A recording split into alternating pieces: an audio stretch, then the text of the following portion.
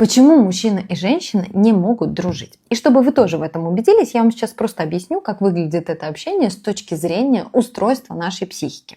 Смотрите, мужчина всегда будет близко общаться только с той женщиной, которая привлекает его на физическом уровне. Ну, за исключением работы, конечно. Мужчине очень важно, чтобы женщина физически его привлекала. Именно поэтому мы с вами так часто можем наблюдать, что почему-то у мужчины в подругах оказываются всегда достаточно привлекательные женщины, в основном женщины в его вкусе.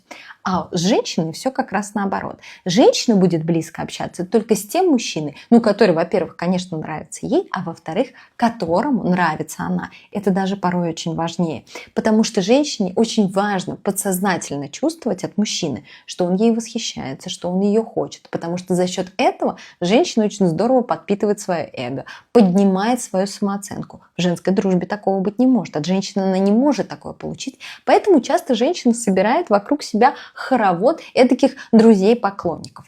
Вот, собственно говоря, на этих психических основах и начинает складываться это общение. И длится оно, как правило, недолго, потому что оно либо по итогу перетекает в постель и в отношения, потому что эмоции всплывают, либо такая дружба просто прекращается, потому что у одного из друзей появляются полноценные отношения, и потребность в этом общении сразу пропадает.